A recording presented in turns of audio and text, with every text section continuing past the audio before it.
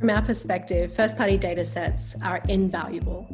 They're highly coveted because their audiences have established a value exchange with the publisher.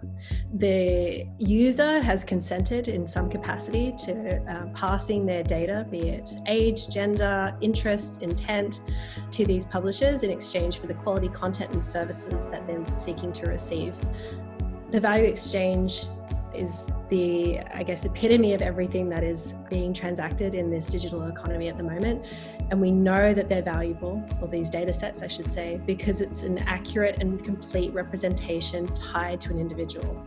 So when we think about the power of marketing in the digital ecosystem, being able to address an audience with a tailored and consented advertising experience on a per user basis is where there is going to be, a lot of unique value transacted.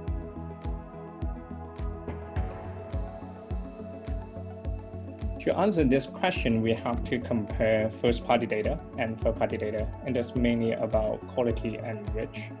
First-party data is generally more accurate given it is the direct reflection of a user's behavior on a site where they have consented to the data collection. Third-party data vendor can aggregate data from many different publishers, and they have the advantage of reach.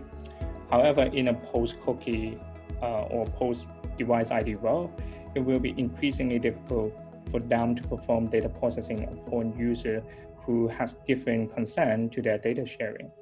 I think the gap in quality of first-party data and third-party data will be further widening.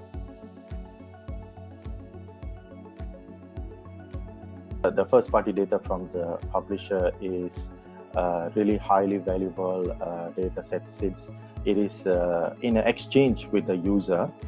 They provide a consent, right? So they consume certain content, and then this could be from surveys that the publisher can launch to their users, or they could have like login information.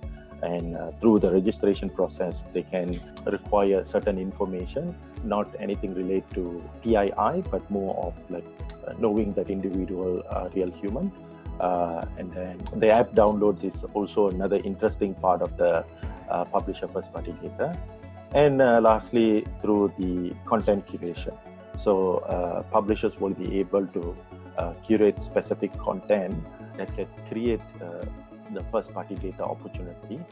And this information to publisher, it's a good place for them to start to strategize their first-party data monetization.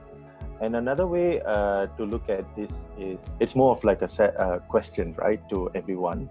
Most of the third-party data today is actually collected from the publisher first-party data.